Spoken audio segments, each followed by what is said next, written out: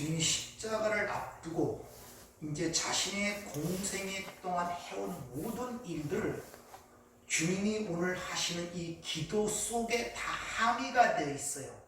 요한복음 17장 내용 안에 주님이 이 땅에 왜 오셔야만 했고 오셔서 하신 일이 무엇이고 그 일이 무엇을 의미하고 그것이 우리에게 무엇을 주는가에 대한 내용들이 이 요한복음 17장 주님의 기도문 속에 다 들어있다는 것을 여러분들이 아셔야 됩니다. 지난주에는 그리스도의 대적에 대해서 여러분에게 말씀을 드렸습니다. 우리가 예수를 믿고 그리스도인이 칭함을 받는 그 순간부터 여러분들은 대적으로부터 표적이 된다는 사실을 아셔야 돼요. 즉 영적 전투라는 엄청난 싸움 속에 여러분이 휩싸이게 된다는 것입니다. 그래서 여러분이 이 싸움을 인식하지 못하면 항상 진 자는 이긴 자의 종이 된다는 말씀처럼 여러분에게 주어진 것들을 누리지를 못해요.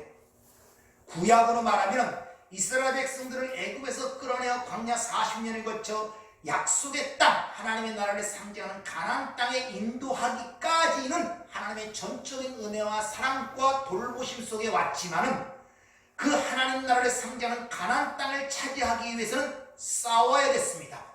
거저 주어지 않았단 말입니다. 그 일곱 족속을 몰아내서 싸우는 만큼 땅을 차지하고 누리게 되는 것이 바로 민수기를 통해서 우리에게 보여지는 현실이란 말입니다. 여러분 안에 하나님 나라가 이루어지고 있고 그 안에 하나님 나라가 있다고 얘기를 하잖아요. 결국 여러분이 그 주어진 하나님의 은혜 그것들을 누리시려면 그 싸움에서 이기셔야 돼요.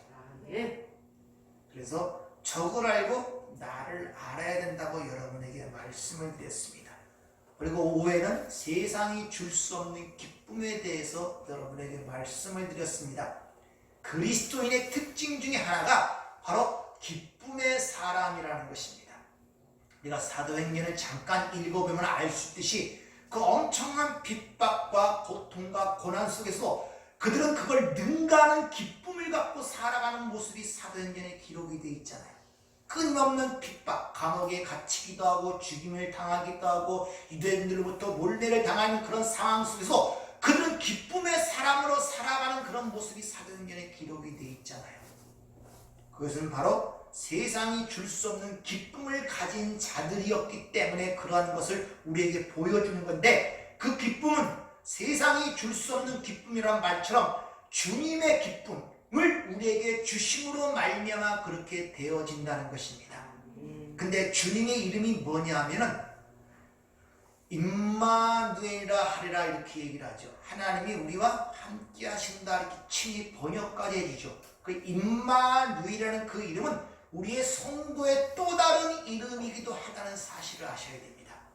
즉 하나님이 우리와 함께하는 그 기쁨은 세상의 그 어떤 핍박과 고난과 환난 속에서도 우리 마음과 생각을 굳게 지켜주심으로 말미암아 항상 평안과 기쁨 속에 살아갈 수 있다고 여러분에게 말씀을 드렸어요. 그래서 하나님이 나와 함께 하신다는 그 사실을 인식하는 것만큼 얼마나 중요한 줄 몰라요. 그러기 위해서는 주님이 우리에게 기도하시는 그 기도에 대한 지식을 가져야 되고 또한 하나님께서 그 아들을 통하여 우리에게 주신 것이 무엇인가를 우리가 많이 알아가고 깨달아 갈수록 여러분은 이 세상에서 기쁨을 누릴 수 있는 자가 된다는 사실을 아셔야 됩니다. 그래서 기뻐하라는 것은 명령형이라고 그랬죠. 또 분명하게 너희를 향하신 하나님의 뜻 이렇게 분명히 성경은 우리에게 일러주고 있습니다. 오늘은 거룩에 대해서 한번 생각해 보도록 하겠습니다. 오늘은 진리로 거룩함을 얻게 해준다고 기도하면서 아버지의 말씀은 진리이다 이렇게 이야기를 합니다. 거룩이라는 것은 우리 신앙생활에서 빼놓을 수가 없죠. 사실 우리가 부르심을 입고 의롭다 하심을 입는 이 모든 것들은 단 한 번에 이루어지는 사건입니다. 그러나 거룩이라는 이 문제는 바로 우리 신앙생활 자체가 바로 거룩해져 가는 과정이 바로 우리 신앙생활이에요. 그러니까 가장 우리 신앙생활에서도 밀접하게 우리가 체험하고 경험하고 알아가야 할 것들이 이 거룩이라는 것입니다. 이 거룩이라는 하기오스라는 이 단어는 봉헌되다, 구별되다, 성별되다, 따로 떼어져서 하나님께 봉헌된 것, 구별된 것, 이런 뜻이 거룩의 의미를 가지고 있단 말입니다. 근데 오늘 이 거룩이 일반적으로 우리가 생각하는 것처럼 애쓰고 노력해서 성취해내는 것이 아니라 하나님께로부터 우리에게 오는 것임을 오늘 우리에게 일러주고 있다는 것이죠. 그래서 이것은 우리가 애쓰고 노력하고 뭘 지킴으로 말미암아 완성되어 가는 것이 아니라 진리가 우리 안에 들어옴으로 말미암아 진리에 의하여 시작이 되고 진리에 의하여 이루어지고 진리에 의하여 완성된다는 것을 오늘 주님의 기도를 통해서 우리에게 가르쳐주고 있다는 것입니다. 그래서 주님께서 기도하는 도중에 너희가 열심히 노력하여 거룩한 사람이 되라고 얘기하지 않고 하나님에 의하여 그들을 거룩하게 되라고 하나님께 기도하는 모습으로 오늘 여기에 그려지고 있는 이유가 바로 거기 있다는 것입니다. 그래서 성령이 우리 안에 내주하시는 이유도 바로 거기 있는 것입니다. 성령께서 우리에게 내주하시면서 말씀으로 우리 안에 들어오셔서 우리를 그렇게 만들어 가고 계시다는 것을 여러분들이 자각을 하셔야 돼요. 그것을 단순한 말로 듣는 것이 아니라 자각이 되어야 된다는 말입니다. 그래서 오늘 이 진리가 무엇인가에 대해서, 그래서 우리를 거룩하게 하는 유일한 수단으로 오늘 제시하는 내용이 진리가 너희를 거룩하게 한다, 이렇게 얘기를 합니다. 진리가 우리가 거룩해지고 깨끗해지고 되는 것은 뭐 세상을 떠나서 세상 세속적인 것을 안 하고 금식하고 뭐 여러 가지 수행과 노력에 의하여 거룩해지는 것이 아니라 하나님의 진리에 의해서 거룩해진다는 거예요. 그러니까 진리를 모르면 거룩해질 수가 없는 것입니다.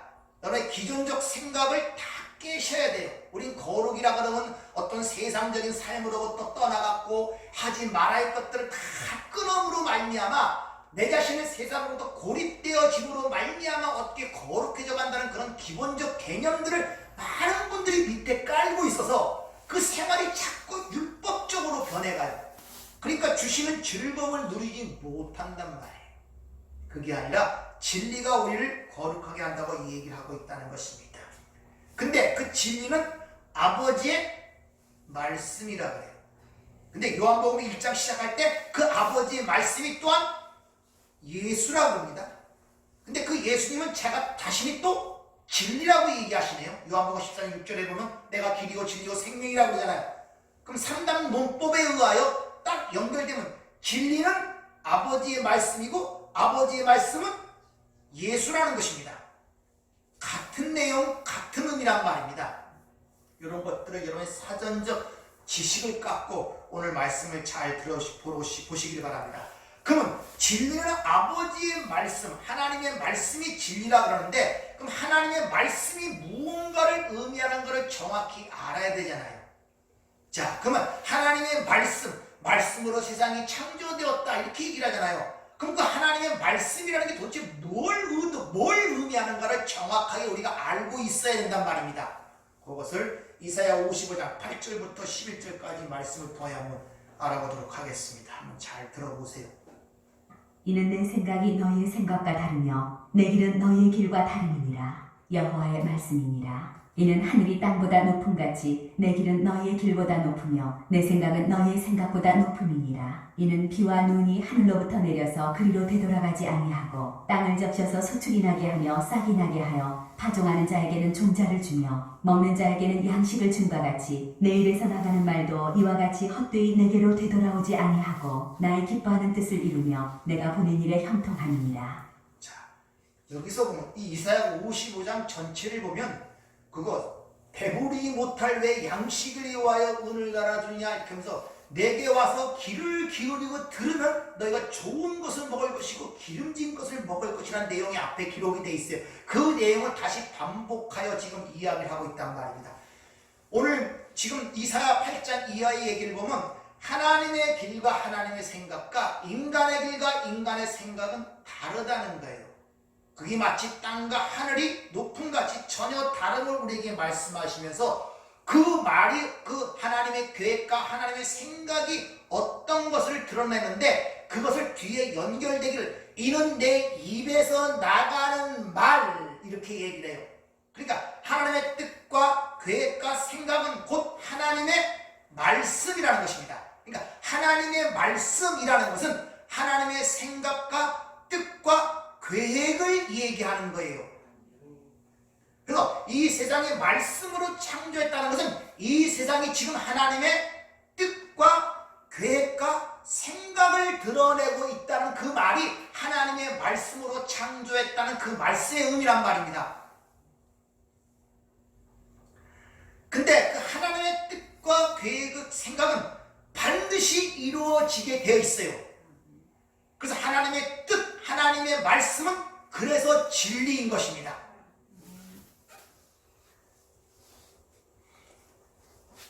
그러니까 하나님의 말씀 외에는 절대 진리일 수가 없죠. 하나님의 뜻과 생각과 계획만이 반드시 이루어지기 때문에 따라서 이 지금 보이는 우리 세상, 이 모든 세상은 하나님의 계획과 뜻과 생각을 가시적으로 드러내는 것이 지금 이 역사와 저와 여러분의 인생이란 말입니다. 그러니까 여러분의 인생도 지금 하나님의 말씀을 하고 있는 거예요. 이해가 되시죠? 그러니까 믿는 자들뿐만 아니라 안 믿는 자들의 삶도 하나님의 어떤 뜻과 계획을 말씀 드러내고 있는 삶을 살고 있는 거예요. 그래서 그들의 믿지 않는 불신자들의 삶이나 그런 악한 자들의 삶이나 그런 착하게 사는 삶이나 그런 삶들을 볼 때 그 안에서 하나님이 당신의 백성들에게 말하고자 하는 뜻, 생각, 그 의중을 읽어내야지 단지 세상에 생각하는 윤리, 도덕적, 사회법적으로 생각하여 그 사람이 나쁜 사람, 좋은 사람 하고 정죄를 하면 안 된다는 것입니다. 하나님께서는 이렇게 당신의 백성들에게 영원 전부터, 즉 창세 전부터 계획과 뜻과 어떤 목적이 있었단 말입니다. 창세 전부터, 세상이 만들기 전부터 그 내용이 에베소서 1장 3절부터 14절까지의 말씀이란 말입니다. 그리 창세전 언약이라고 칭하는 것, 당신의 백성들의 어떤 계획과 뜻과 목적이 있었는데 그것이 뭐냐면은 티끌, 죽은 자를 하나님의 형상으로 만들어, 다시 말하면 신의 성품에 참여하는 자로 만들어 신적인 존재로 만들고자 하는 것이 하나님의 뜻과 계획과 목적이었단 말입니다. 이 세상이 생겨나기 전에 하나님이 갖고 있던 뜻과 목적과 계획이었단 말입니다. 뭘로요? 신의 존재로 만들어내는 것, 신의 성품에 참여한 자로 만들어내는 것, 하나님의 형상된 존재로 만들어내는 것, 그것이 하나님의 뜻과 목적과 계획이었단 말입니다. 그것을 창세기 2장 7절에 흙으로 사람을 지으시고 하나님께서 그 코에 생기를 불어넣으시니 하이 넷빛이 하야 살아있는 존재가 되었다는 걸 단축적으로 보여주고, 후에 에스겔서 37장에 마른 뼈의 환상을 통하여 어떻게 하나님의 죽은 자를 하나님의 백성, 신적인 존재로 만들어내는가를 상징적으로 보여주는 것입니다.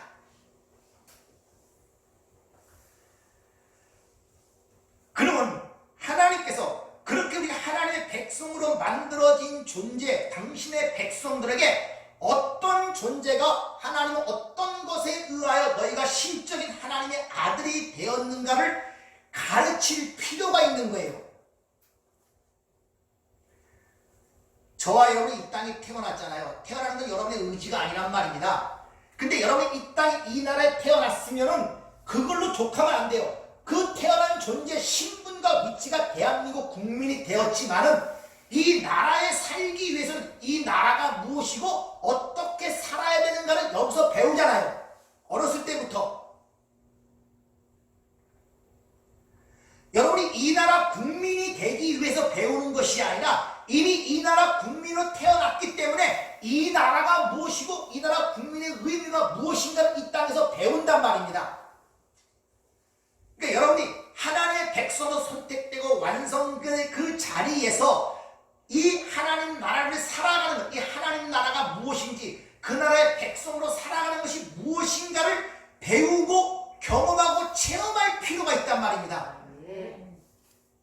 그것을 위해서 그 하나님의 뜻과 계획과 생각과 목적이 가시적으로 드러난 것이 바로 천지란 말이에요. 천지창조란 말입니다.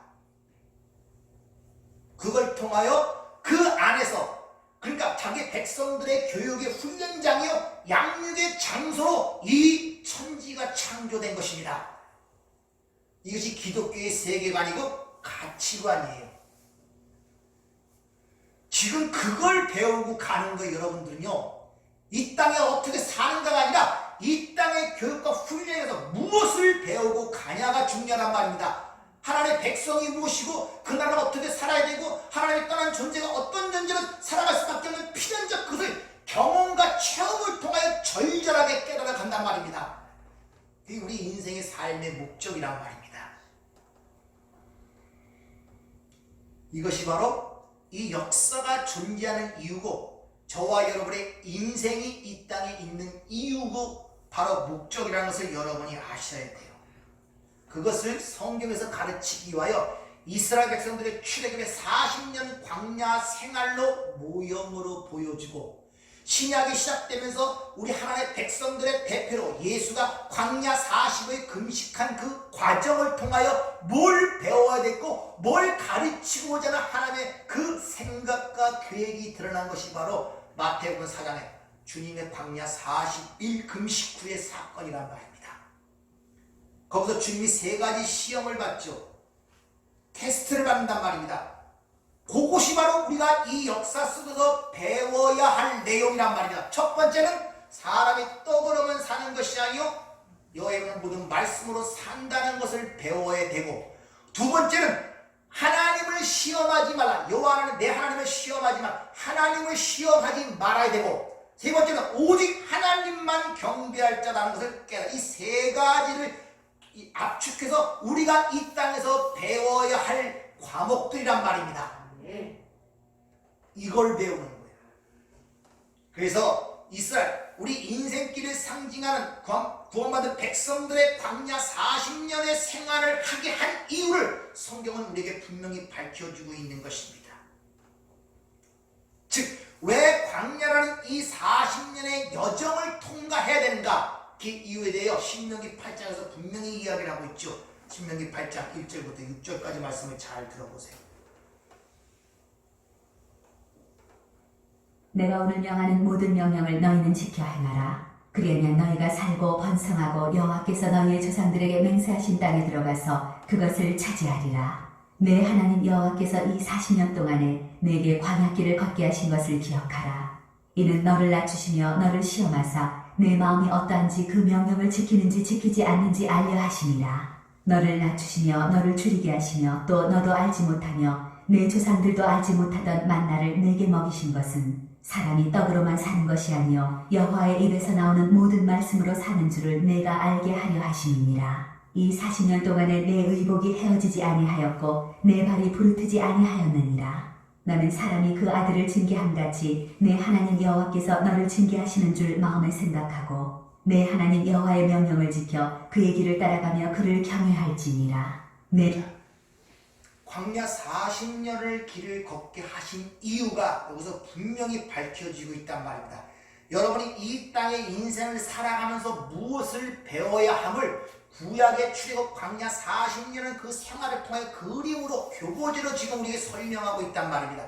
여기서 인생이 무엇이며 성도의 삶의 목적이 무엇인가를 우리에게 분명히 밝히는데, 당신이 택한 백성들이 광야 40년을 걷게 한 이유를 너를 낮추시고 너를 줄이게 하신 이유가 뭐냐? 광야는 그 이거니까 사람이 떡으로만 사는 것이 아니고 여호와의 말씀으로 사는 줄을 내가 알게 하려 하기 위해서 낮추시고 줄이신다는 것은 왜 인생 동안에 그런 고통과 고난과 환난과 불행과 그런 가운데 살아가도록 하나님이 허락하시는가? 그 이유는 사람이 떡으로만 사는 것이 아니라 여호와의 말씀으로 사는 것이다 라는 말을 여러분이 많이들 들으셨잖아요.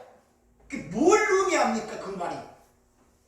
그래서 사람이 떡으로만 산다. 이 떡이라는 그 의미가 우리에게 뭘 전달합니까? 단순히가 먹거리를 얘기하는 것이겠습니까? 아니란 말이에요. 하나님의 은혜를 따라서 자신의 만족과 행복과 구원에 이르고자 내놓는 모든 열심과 수고와 공로와 이 세상의 가치와 힘을 통틀어 떡이라고 얘기하는 거예요. 그걸로 사는 것이 아니라 여호와의 입에 나오는 모든 말씀으로 산다. 그러면 하나님의 말씀이 뭐다? 라고 앞에서 얘기했습니까? 하나님의 말씀이 하나님의 생각과 하나님의 뜻과 하나님의 계획이라고 그랬죠. 그럼 여호와의 말씀으로 나가 산다 그러면 하나님의 뜻에 의하여, 생각에 의하여, 계획에 의하여 네 인생이 존재하는 것이지, 네 스스로 네가 어떤 걸 추구하여 나감으로써 네 존재가 되는 것이 아님을 이 땅에서 깨닫게 하기 위하여 광야 40년을 걷게 하신다는 겁니다. 여러분의 존재와 가치 이유가 하나님의 뜻과 하나님의 계획과 하나님의 생각에 의하여 존재의 의미가 부여되고 삶의 의미가 부여되고 그것이 사는 것이지, 그걸 떠나서는 안 된다는 거예요. 그걸 인생을 통해서 가르치고 있단 말입니다.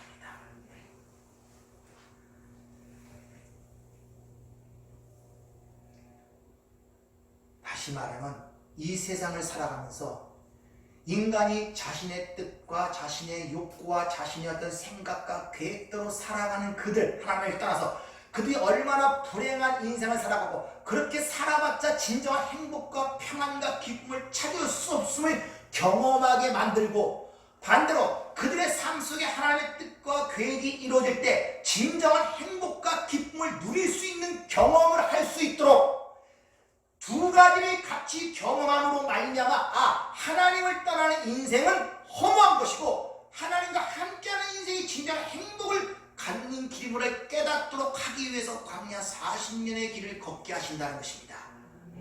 그걸 지금 배워가고 계시냐는 것이죠.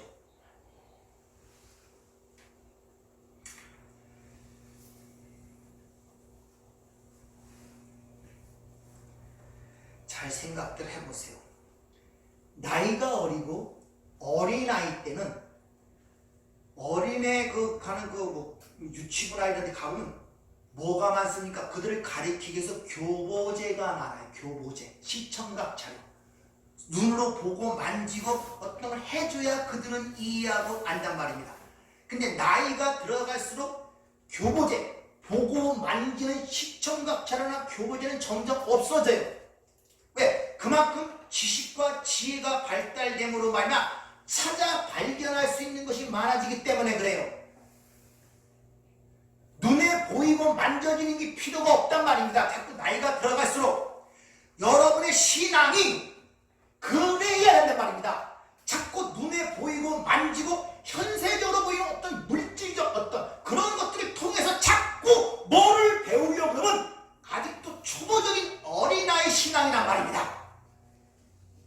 유치원 신앙, 먹여줘야 알고 손으로 만져줘야 알고, 그러나 그게 진짜가 아니잖아요.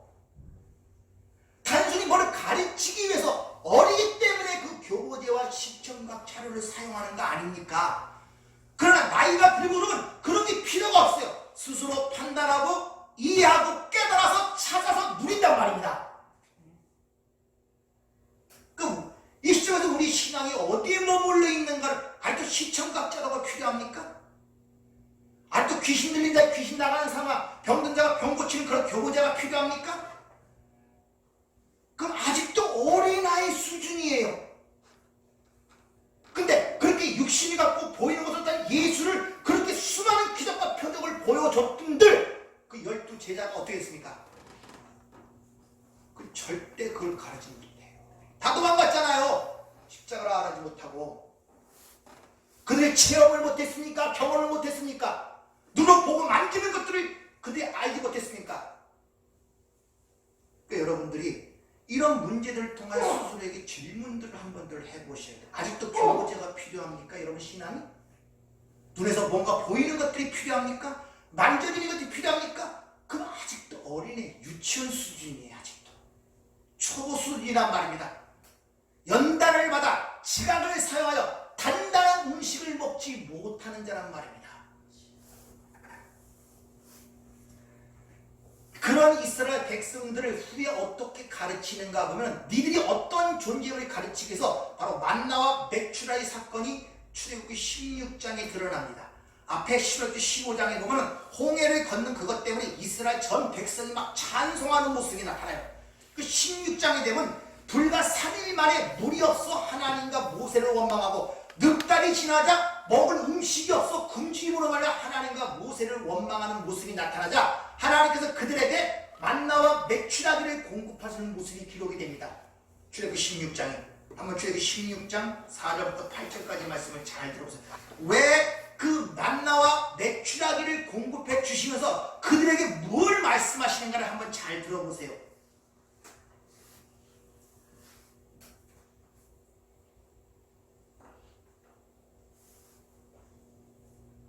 그때 여호와께서 모세에게 이르시되 보라 내가 너희를 위하여 하늘에서 양식을 비같이 내리리니 백성이 나가서 일용할 것을 날마다 거둘 것이라. 이같이 하여 그들이 내 율법을 준행하나 아니하나 내가 시험하리라.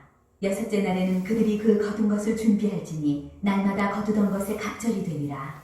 모세와 아론이 온 이스라엘 자손에게 이르되 저녁이 되면 너희가 여호와께서 너희를 애굽 땅에서 인도하여 내셨음을 알 것이요 아침에는 너희가 여호와의 영광을 보리니 이는 여호와께서 너희가 자기를 향하여 원망함을 들으셨습니다. 우리가 누구이기에 너희가 우리에게 대하여 원망하느냐. 모세가 또 이르되 여호와께서 저녁에는 너희에게 고기를 주어 먹이시고 아침에는 떡으로 배불리시니 이는 여호와께서 자기를 향하여 너희가 원망하는 그 말을 들으셨습니다. 우리가 누구냐. 너희의 원망은 우리를 향하여 함이 아니요 여호와를 향하여 함이로다. 자, 잘 들어보세요. 그들이 굶주림 때문에 하나님을 원망하고 모세를 원망하니까 그들의 요구대로 만나 음식을 주시면서 그 음식을 주시는 그 사건을 너희를 시험하기 위해서 준다 그래요. 그들의 요구대로 뭘 주는 그 사건을 너희들을 시험하기 위해서 주는 거란 말입니다. 응답해서 주는 것이 아니라. 그리고 하나님께서는 이들에게 신실하게 40년 동안 광야 생활 동안에 만나와 메추라기를 아침 저녁으로 공급하였음을 성경은 우리에게 일러주고 있단 말입니다. 즉 하나님께서 그들에게 떡을 달라 할 때 그 떡을 주는 그 이유는 그들을 시험하기인데, 자 그래 니들이 내 말씀을 순종하고 따르지 못하는 것이 마치 내가 배부르지 못해서 등이 따숩지 못해서 내 말에 순종하지 못한다고 생각하고 그렇게 나를 원망하는 것 같은데, 그럼 니들이 요구하는 걸 내가 줄게. 그래 너희들이 원하는 것을 주면은 진짜 너희들이 그걸 통하여 나에게 순종하고 따를 수 있는가를 한번 보자, 이런 말이란 말입니다.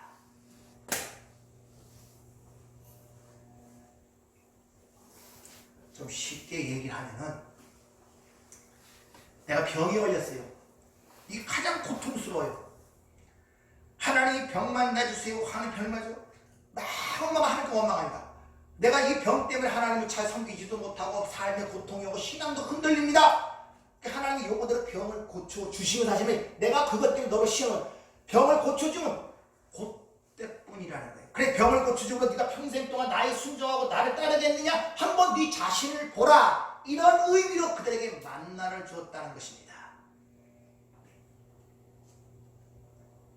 성경에서 하나님이 시험하신다는 말을 많이 하시죠.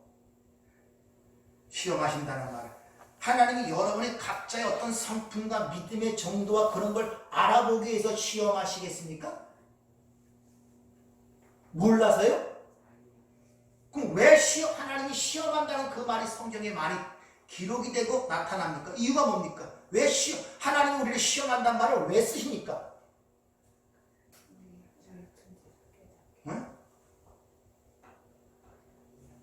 니들 자신을 보란 말이에요. 니들 자신을 보란 말입니다. 이들이 배부르고 등 따시다고 나에게 순종하고 내 말을 따라올 자가 아님을 주님이 확실히 아셨음에도 불구하고 그들에게 그 먹이를 주시는, 음식을 주시는 것은 니들의 실상과 실종이 어떠함을 한번 봐라. 그것이 하나님이 시험하신단 말이에요. 모르셔서 그러는 게 아니에요. 모르는 거 누가 모르냐? 내가 나를 모르는 거예요. 그래서 그래서 민수기 14장 22절에 보면 내 영광과 애굽의 광야에서 행한 내 이적을 보고도 이같이 10번이나 나를 시험하고 내 목소리를 청종하지 아니하는 그 사람들은 내가 그들의 조상들에게 맹세한 땅을 결단코 보지 못할 것이요 또 나를 멸시하는 사람은 한 사람도 그것을 보지 못하리라 이렇게 얘기를 합니다. 10번이라는 여라는 이 아셀이라는 히브리어는 세상의 완전 수준 한 번도 나에게 순종한 적이 없었다는 거예요. 그러니까 오늘 이 말을 보고 그래 하나님의 영광과 이적을 보고 순종치 않은 자는 결단코 그 천국에 가나안 땅을 보지 못하리라 이러고 야 우리는 그러면 안 되겠다 어떡하지 하나님께 순종하고 나아야겠다 이렇게 들어버리면 여기 율법이란 말 다 그렇게 들어요. 이렇게 하라고 무슨 말입니까 이것이? 책망하는 말입니까? 청종하지 않으면 결단코 그 땅을 들어가지 못한다. 그러니까 뭐 나에게 철저하게 순종하고 청종하라 이 말씀입니까? 무슨 말? 어떻게 들리십니까 지금 여러분들? 너는 불가능한 거야. 구원이라는 것은 인간의 힘으로는 불가능하고 너희는 불가능한 존재라는 사실을 지금 계속적으로 여러 가지 방면 시험이라는 말을 통해 그들의 자신의 실존을 가리키고 있단 말입니다. 근데 선악과를 따먹은 인간들은 항상 그 말을 들을 때 그래 나는 그러지 말아야지 나는 어떻게 순종해서 저기 들어가야지 이런 식으로 말씀을 알아먹는 거예요. 그래서 율법이 죄를 깨닫게 하려고 그 실상을 드러내게 줬는데 전부 다 율법으로 내가 그렇게 행함으로 말미암아 보상을 받겠다는 그런 논리로 가는 것이 잘못된 기독교란 말입니다.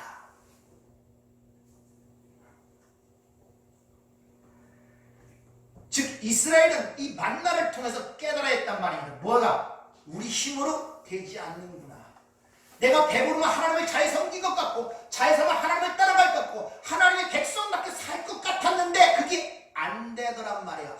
이래서 오직 하나님의 열심으로 하나님의 은혜로만이 하나님의 이끌림만이 의해서만이 들어갈 수 있는 존재구나를 깨닫는 것이 올바른 깨달음이란 말입니다. 이것이.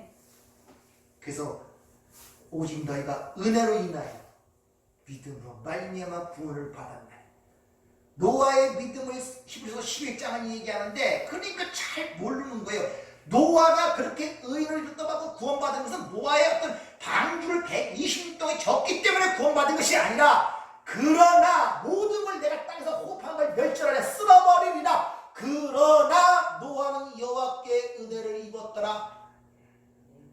그래서 노아가 구원받은 거예요. 그가 120년 동안 방주로서 구원받은 것이 아니라.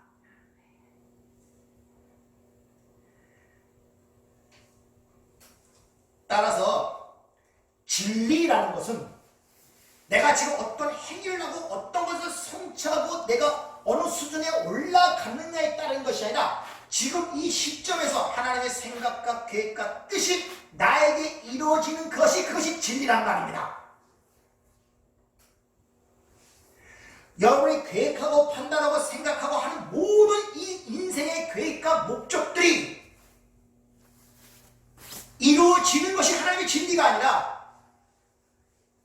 부자와 나사로의 비유처럼 나사로로서 평생 동안 남 죽이려 하다가 강도로 달린 강도처럼 그것이 하나님의 뜻과 계획이 이루어지는 그 삶이 그것이 진리란 말입니다. 그 쉽사리 세상의 윤리나 도덕이나 어떤 사회법적으로 그것이 진리냐 아니냐 이렇게 판단하시면 안 되는 거예요. 여러분들 눈에 보이는 것으로 판단하시면 안 된단 말입니다. 여러분들 그래서 진리라는 것은 우리 인간 쪽에서 열심과 노력에 관한 것이 아닌 하나님의 계획과 열심과 하나님의 의지만이 진리라는 사실을 우리에게 가르쳐주기 위해서 누가복음 10장에 보면 마르다와 마리아의 이야기가 나와요. 마르다는 주님이 귀한 손님이기 때문에 그 귀한 손님을 대접하기 위해서 이리 뛰고 저리 뛰는 모습이 그려지고 마리아는 아무것도 안 하고 예수님 앞에서 앉아서 말씀을 청종하는 모습으로 거기서 그려집니다. 그러자 마르다가 불평을 하죠.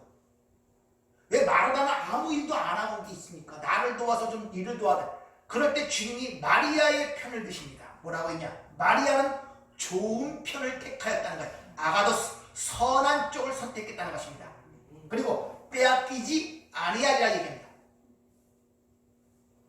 따라서 신앙생활은 가장 중요한 것이 말씀을 듣는 것입니다. 아멘. 그리고 그걸 어떻게 듣느냐? 듣지 못하는 자는 말하지 못해요. 말하지 못한다는 것은 호흡을 하지 못한다는 거예요. 그런 자를 죽은 자라 그러고, 또 다른 말로 거짓말장이라 그러고, 또 다른 말로 썩을 양식을 먹는 자예요. 그러니까 진짜 양식에 썩을 양식을 먹은 자의 입에서 뭐가 나오겠습니까? 썩을 양식이 나오니까 그들을 살인자라고 하는 것입니다. 그래서 요한복음 8장 44절에 보면 거짓의 아들, 진리에 서지 못한 그들은 살인자, 처음부터 살인한 자라는 거예요. 그러니까 이 세상은 전부 다 살인을 하고 있는 거예요. 성경적으로. 왜? 거짓말을 내놓기 때문에, 배부르지 못할 양식을 먹고 배부르지 못할 양식을 전하기 때문에 이걸 죽은 자라고 하는 것입니다.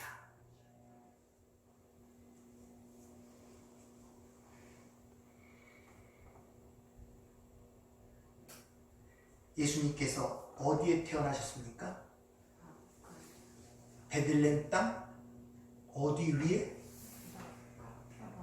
구유 위에. 구유가 뭡니까? 짐승의 먹이통.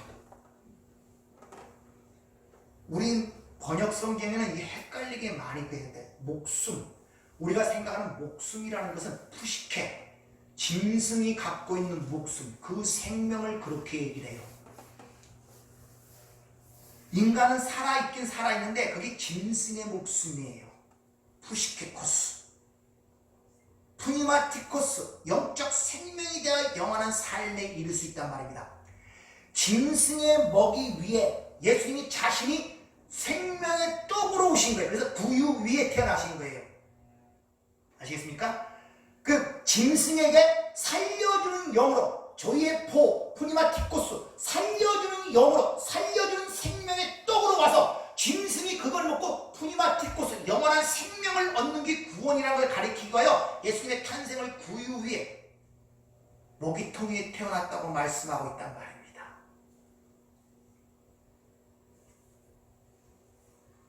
그래서 푸니마티코스를 호흡 또는 숨, 영이라고 성경은 그렇게 기록을 하고 있는 것입니다.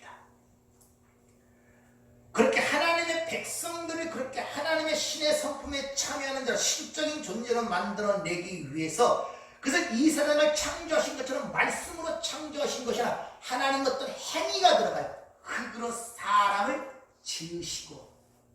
무슨 말이냐? 예수, 즉 하나님의 외아들, 독생자인 예수 그리스도의 십자가의 죽으심을 통하여 그와 연합됨으로 말미암아 그를 그렇게 만들기로 하나님이 작정하셨단 말입니다. 즉 하나님의 백성, 신적인 존재를 만들기 위해서는 신의 죽음이 필요했단 말입니다.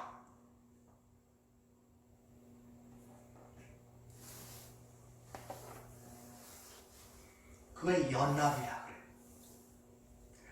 남자, 여자가 연합이 돼서 하나가 되면, 요 하나가 된다는 이 말은 여러분 잘 아셔야 돼요. 그냥 그것이 아니라 나를 포기하는 거예요. 자아가 없어지는 거예요. 거긴 사람 하나만 있어요. 그래야 그것이 생명으로 탄생이 됩니다. 자아라는, 에고라는 단어는 하나님만이 사용할 수 있는 단어예요. 스스로 있는 자가 이게 에고라는 뜻입니다. 자, 스스로 있는 자. 즉 하나님의 자신의 희생에 의하여, 즉 흙인 우리와 연합이 되어서 우리를 하나님의 백성으로 만들고자 하는 것이 하나님의 계획이었고 목적이었단 말입니다. 그게 당신의 백성을 만들어내는 방법이에요. 그럼 하나님이 죽으셔야 되잖아요. 그 하나님의 계획과 뜻과 생각은 당신의 백성들을 위하여 자신이 죽음으로 말미암아 그들을 신적인 존재로 만들어내는 것이 하나님의 뜻과 계획과 목적이었지 않습니까? 그래서 하나님의 뜻과 계획과 목적을 이루기 위하여 그 하나님의 뜻과 계획과 목적이 이 땅에 육신을 입고 오신 분이 예수 그리스도인 것입니다. 그래서 예수를 하나님의 말씀, 요한복음 1장에 그렇게 이야기를 하고 있는 거예요. 그 뜻과 계획과 목적을 이루기 위하여 육신을 입고 이 땅에 오신 분이기 때문에 바로 그분이 하나님의 말씀이라고 이렇게 이야기를 하고 있단 말입니다. 그래서 1장 1절에 요한복음 1장에 태초에 말씀이 계시나 이 말씀이 하나님과 함께 계셨으니 이 말씀은 곧 하나님이시니라 한 다음에 14절에 말씀이 육신이 되어 우리 가운데 거하시네. 우리가 그 영광을 보니 독생자의 영광의 은혜와 진리가 충만하더라. 이렇게 요한복음이 시작이 되는 것입니다. 이렇게 하나님의 뜻과 계획은 그 이 땅에 오심으로 한치의 오차도 없이 완성이 되었습니다. 그래서 십자가상에서 주님이 돌아가실 때 뭐라고 외칩니까? 다 이루었다. 텐테로스타이 완성했다. 성취했다. 끝냈다.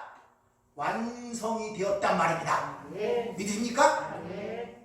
자, 그러면은 그 하나님의 그런 거룩하심, 자신의 거룩함, 십자가의 죽으심을 통하여 완성된 존재가 저와 여러분이란 말이에요. 이미 거룩하게 되었어요. 그리고 거룩하게 되어져 가고 있고 우리가 진리가 되었고 진리로 되어져 가고 있단 말입니다. 요 관계를 잘 이해를 하셔야 돼요.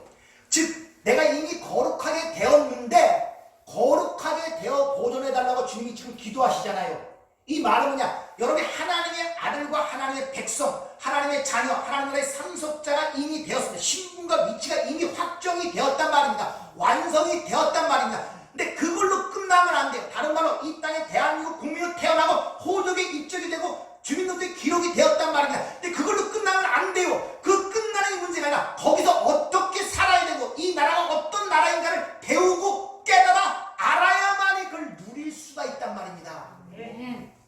그래서 거룩하게 되었지만 거룩하게 되어져 간 과정 속에 있단 말입니다. 다른 말로 예수 그리스도의 십자가의 죽음으로 말미암아 구원을 받았지만 그 십자가의 죽음이 무엇인가를 삶의 체험을 통해 경험해 가는 것이 신앙생활이란 말입니다. 구원받기 위해서 그 삶을 사는 것이 아니라 세상에서 왜 이렇게 공부를 하려고 그럽니까? 왜 배우려고 그럽니까? 세상의 것들을 누리려고 어떻게 하면 이 땅에서 그래도 남보다 잘 살아보려고 그렇게 공부하고 열심히 일을 하는 거 아닙니까?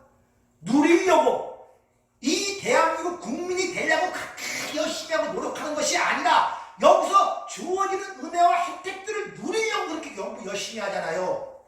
그럼 여러분이 하나님 나라의 백성이 되었고 이미 그 나라가 여러분 안에 있고 주었다고 그 안에 모든 걸 주었다고 하는데 왜 누리지 못하느냐? 안 배워서 그래요. 거기 관심이 없었어요. 공부도 안 하려고 그러고 누리려고 하지도 않아요. 뭔지도 모르니까 아직도 세상에 집착이 많이 간단 말입니다. 그래서 만나와 메추라기를 주면서 너희를 시험하기 위해서 줬다 그러는 거예요. 그러니까 여러분 삶 속에 굴곡이 많고 그러니까 잘 나갈 때도 고 기복이 많고 환난이 많은 이유가 바로 거기 있단 말입니다. 그걸로 진짜 행복하냐? 아니라는 거예요. 네가 의지하는 걸로 네가 진짜 만족할 수 있겠냐? 아니라는 거예요. 그걸 가르치고 있단 말입니다. 그래서 진리가 너희를 자유케 한다는 거예요. 진리가 너희를. 예수님께서는 자신이 아버지 말씀대로만 살았다고 요한복음 14장 마지막 절에 얘기하죠. 아버지 명하신 대로 행하고 오직 아버지만 사랑했다 그러죠. 그러니까 아버지 말씀대로 살았기 때문에 자신이 진리인 거예요. 그래서 내가 진리다 그러는 거예요. 아시겠습니까? 아버지 명하신 대로 아버지 말씀대로만 살았단 말입니다.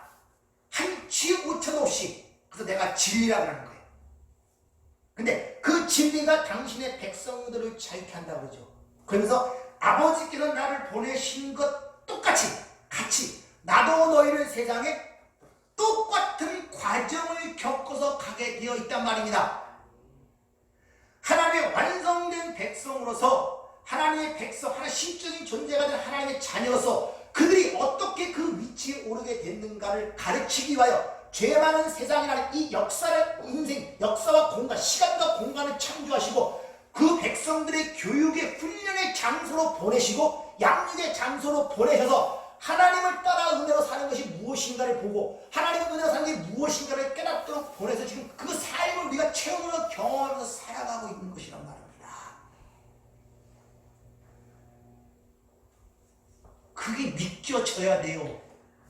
그게 안 믿기지만 절대 발전이 없고 누릴 수가 없어요. 누릴 수가요. 그리고 기껏 누린다는 것이 유치원생 시청 갑자기 갖고 공부하듯이 뭐 하나 던져주고 만져주고 그거 갖고선 맨날 웃고 허헉대다가 그거 없어지면 세상이 또 떠나는 것처럼 맨날 울어대끼고 그런 삶이 반복된단 말입니다, 여러분들. 그게 얼마나 우스꽝스러운 삶이에요.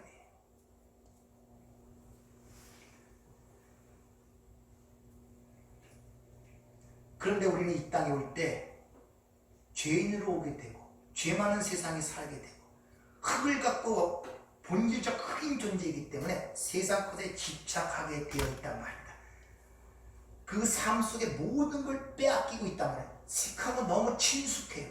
거기서 자라서 거기서 먹고 그것을 먹고 그것이 내 삶과 피가 되었기 때문에 절대 끊어낼 수가 없어요. 세상 것을 똑같은 거예요. 그래서 하나님께서 우리 삶에 섬세하게 개입을 하시는 거예요. 그것이 어떻게 개입을 하냐, 그게 바로 말씀이란 말입니다. 말씀이 뭐라고 했습니까? 그게 뭘 드러내는 거라고요? 뜻과 계획과 누구의 뜻과 뭐 하나님의 그 말씀이 여러분 삶 속에 개입한다는 말은 또 다른 말로 하나님의 뜻과 계획과 생각이 드러나기 시작하는 거예요. 네. 근데 흑하고 친화적인 인간적 입장에서는 전혀 나와는 다른 방향이고 다른 생각들이 드러나기 시작하는 거예요. 전혀 달라. 그래서 네 길과 내 길과 다르고 네 생각과 내 생각은 다르다는 거예요. 우리는 이 거기서 끊어내려니까 이게 얼마나 힘들겠어요. 그래서 마태복음 5장에 복으로 시작되는 첫 번째가 심령이 가난한 자, 애통하는 자가 복이 있다고 시작되는 거예요. 그래서 그걸 복이라고 하는 거예요. 복 받은 자란 말입니다. 그것이 여러분이 기본 생각하는 그런 복이 아니라는 말이에요. 하나님의 말씀으로 천지를 창조하셨다고 그러죠. 말씀으로. 그럼 다시 말하면 이 천지가 하나님의 뜻과 계획과 생각을 드러내는 거네. 보이는 것들을 통해서. 자, 거기서 하나님이 이랬대. 땅이 혼돈하고 공허하고 흑암이 깊음이 있다 그러죠. 근데 거기에 첫째 날에 뭐가 드러납니까? 빛이 드러나게 되죠. 빛이. 근데 거기서 아마를 이르시다라는 이 단어가 아마라는 생각하다, 의도하다, 결정하다, 약속하다는 의미가 있는데 그것이 결정하고 의도하고 약속하는 것이 드러난 것이 바로 이 천지란 말입니다. 근데 첫 번째 그 천지가 나타나는 게 하나님의 의도와 뜻과 계획이 드러난 게 빛이란 말입니다. 근데 발광체가 없었거든요. 첫째 날에는. 넷째 날에 해와 달과 별이 창조되기 때문에 발광체가 없는 데서 빛이 나타났단 말입니다. 근데 그 빛은 우리가 생각하는 가시적 빛이 아니네요. 근데 요한복음 1장에서 그 빛이 누구라 그러니까? 예수 그리스도라 그래요. 아멘. 자, 그러니까 첫 창조도 예수에 의하여 시작돼요. 그래서 그다음부터 빛이 드러나자 첫째 날부터 셋째 날까지 틀이 형성돼요. 넷째 날부터 여섯째 날까지 그 틀 안에 내용물들이 하나하나 채워집니다. 이건 하나님이 이 우주 만물을 어떻게 만드셨는가를 우리에게 가르치는 내용이 아니라 구원에 관한 이야기란 말입니다. 여러분을 어떻게 만들어 가시냐면 우리가 예수를 믿고 빛을 받게 되면 창조가 일어나는데 제일 먼저 뭐부터 흑암과 혼돈과 공허한 가운데 뭐부터 만들기 시작한다? 틀! 흔히 주님 말씀하셨죠. 새 부대. 틀부터 만들어요. 여러분이 틀을 깬단 말입니다. 들어와서. 그러니까 얼마나 고통스러워요. 세상적인 틀이 깨지는데 이게 패러다임의 변화라고 그러는 거예요. 그래서 세수는 어디에만 닿는다? 세부대에만 닿는다.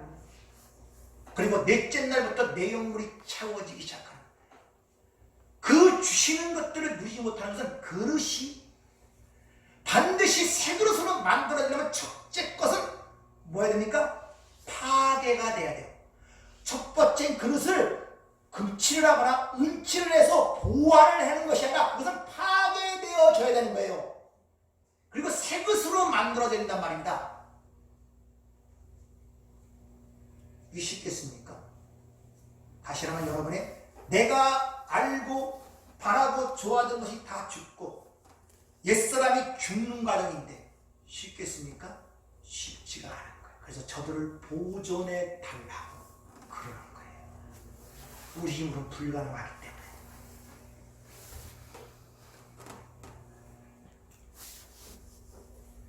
그래서 그 뜻과 계획을 나타내는 것이 그전에는 보이는 것들로, 가시적인 보이는 것들로 얘기했는데 이제 말씀을 하고 인격적으로 알 수 있는 육식, 인간이 되어 이 땅에 온 거예요.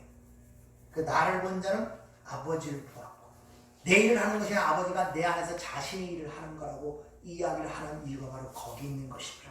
네. 그래서 사도 바울은 이 예수님을 이렇게 얘기를 하죠. 골로새 1장 15절에 보면은 그가 바로 그는 보이지 아니하는 하나님의 형상이시요 모든 피조물보다 먼저 나신 이시니 만물이 그에게서 창조되되 하늘과 땅에서 보이는 것들과 보이지 않는 것들과 혹은 왕권들이나 주권들이나 통치자들이나 권세들이나 만물이 다 그로 말미암고 그를 위하여 창조되었고 또한 그가 만물보다 먼저 계시고 만물이 그 안에 함께 사느니라. 자, 이것을 단순히 보이는 만물로만 보시면 안 돼요. 누굴 얘기하는 것이다? 이 이야기가 예수가 영으로, 그리스도의 영으로, 성령으로, 말씀으로, 진리로 내 안에 들어와 지금 이 일을 하고 계시는 거예요. 밖의 것이나 외적인 것이나 주님이 지금 그 일을 하고 계시단 말입니다. 우리 안에서.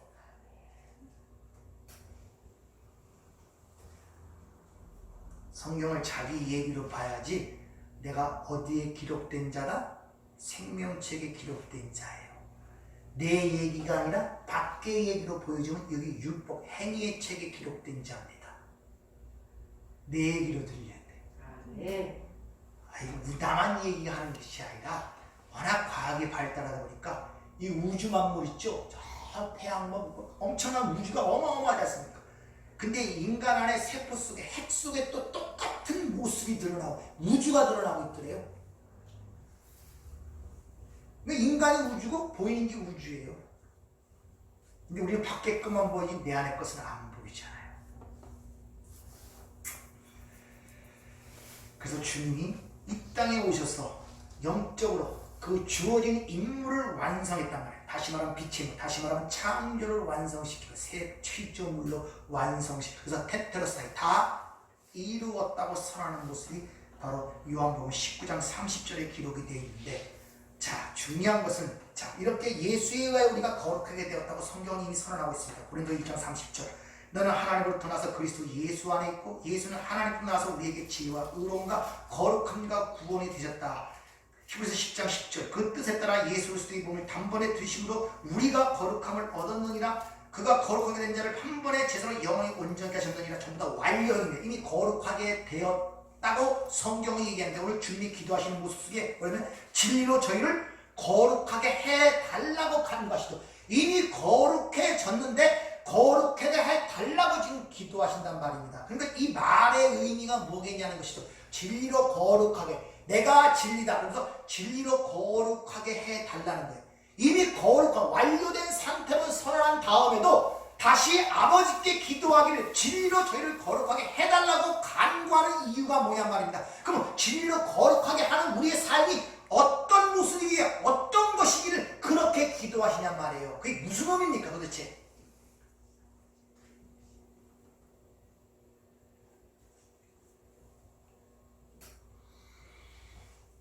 다시 말하면 주님이 저들을 거룩하기 위하여 나를 거룩하게 한다 그러죠. 그 말의 의미는 잠시에 있어야 할 십자가의 사건을 얘기합니다.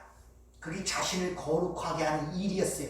하나님이 내게 예수님께 주신 사명이었고 그걸 아버지가 아들을 영화롭게 하는 것이고 또한 그를 통해 아들이 아버지를 영화롭게 하는 것이라고 이미 17장 첫 번서부터 얘기하지 않습니까? 그렇죠? 그것이 아버지 말씀이었단 말입니다. 그래서 6절에 보면 아버지께서 내게 주신 말씀을 뭐에 줬다? 우리에게 줬다 그러잖아요. 그렇잖아요. 잘 보세요. 예수님은 하나님의 말씀이라 그러죠. 그러면 예수님의 말씀이라는 뜻은 하나님의 계획과 뜻과 생각을 갖고 그것이 가시적으로 이 땅에 육신을 꼬신 분이 예수 아닙니까?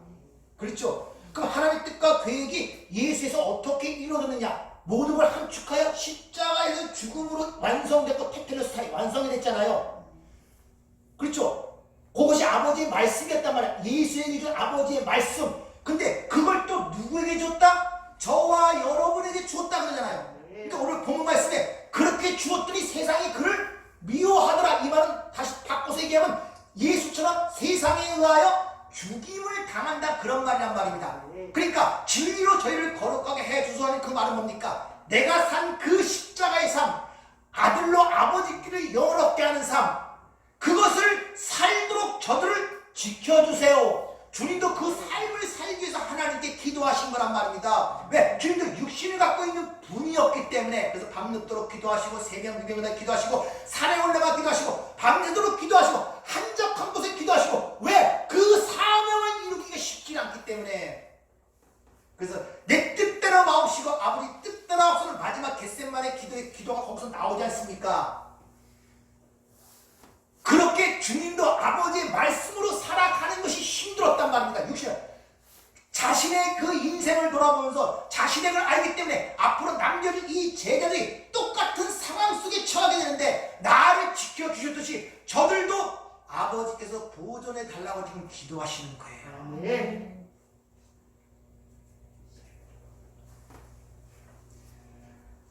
즉 성도 역시 그 여정을 걸어가면서 예수의 십자가의 삶을 경험하게 되어 있단 말입니다. 세상에 대해 죽는다는 말이 의미가 여러분 뭔지를 모르잖아요. 사실 압니까? 옛사람이 죽는다는 것이 뭔지 압니까? 내가 해산의 고통, 산고의 고통을 겪어야 구원에 이른다는 그 말이 뭔지 아십니까? 삶을 통하여 그걸 배우는 거예요. 경험하는 거예요. 그걸.